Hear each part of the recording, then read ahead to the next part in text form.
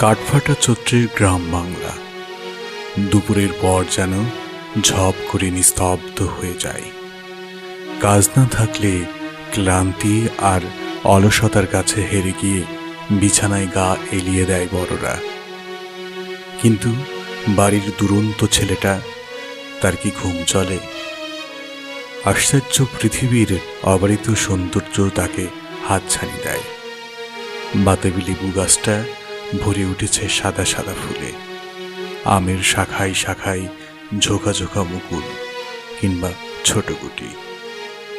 আম বাতাবির মুকুল আর ভাট ফুলের পাগল করা সুবাস, ঝা চকচকে চৈত্রালোকে আগুন লাগা শিমুলের রক্তিম ছটা, সব মিলিয়ে চুয়াডাঙ্গার প্রাকৃতিক পরিবেশে নৈসর্গিক প্রকৃতির অবতারণা।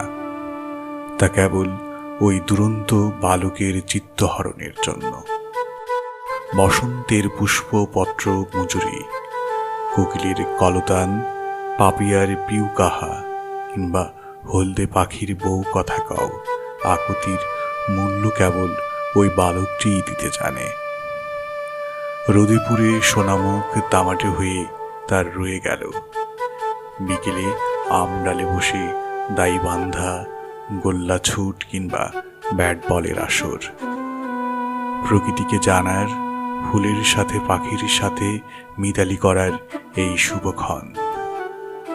অতএব রোদে পোড়ার ভয় তুচ্ছ করে, মায়ের বকুনি অপেক্ষা করে ওই ডঙ্কা দুপুরে বেরিয়ে পড়ে বন বাদর আর ঝোপঝাড়ে।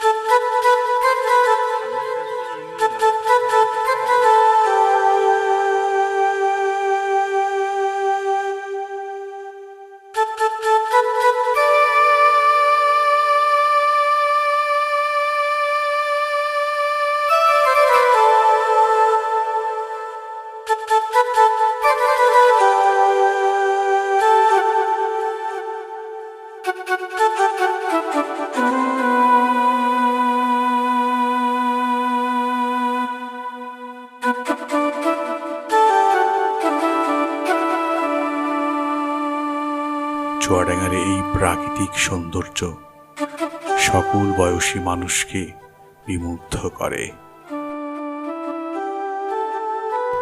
জীবন জীবিকার প্রয়োজনে দেশ বা দেশান্তরে যে যেখানেই থাকুক, মন তার পড়ে থাকে চুয়াডাঙ্গার মেঠো পথ, পিচঢালা রাস্তা অথবা বিস্তীর্ণ সবুজ ধান ক্ষেত আর সবুজ মাঠের প্রান্তরে।